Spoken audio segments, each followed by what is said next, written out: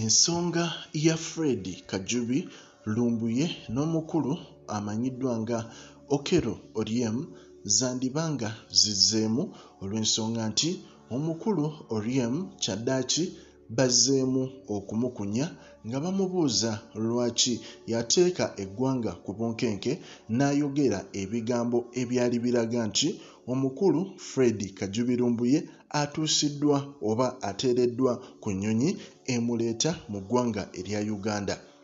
Era omukulu Okello Oryem nga teyeesise namu yavuddeyo n'annyonnyola n'agamba nti Lumbuye yali essaawa yonna atuuka mu ggwanga erya Uganda, naye obuzibu we bwava olwamutuusa ku kisaawe nga bagezaako okuba nga bamuleeta, balooya be ne bakola akakodyo ne basimba ekkuuli eryalemesa gavumenti okuba nga emukomyawo.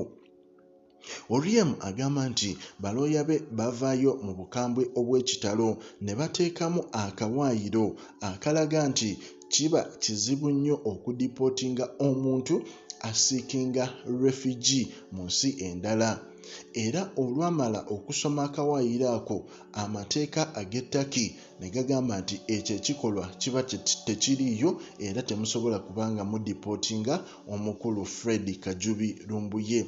Oryem okwogera bino kyaddaaki kiddiridde okuba nti obukiiko obw'enjawulo buzze bumukunya nga bumugamba nti ebigambo byayogera byali bikakasiza ddala nti akutte omukulu Fred Kajubi Lumbuye.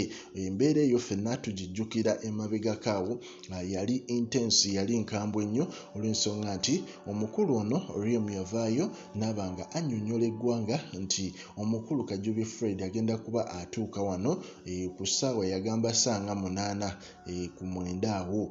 Era bannamawulire bonna ne badduka emisinde baasula ku kisaawe kya Entebbe airport nga buli omu alinze alabe Fred Kajubi Lumbuye. Era ennyonyi emu eya Turkey yatuuka nga buli omu alowooza omukulu Lumbuye atuuse, kumbe ate mwattu temwalimu yadde n'omuntu. Abamu ne batandika obbitambuza nti Lumbuye bamugiddeko e Rwanda mu nnyonyi era nga essaawa yonna wano bamuyingizawo ku bigere.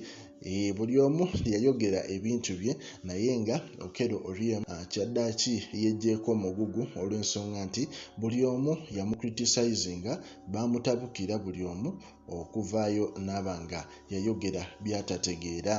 So ku Pregen Media ffe tuba tukuwa updates bwe ziti ezigenda maaso mu ggwanga lyattu Uganda. Likinga, commentinga era osubscribinge.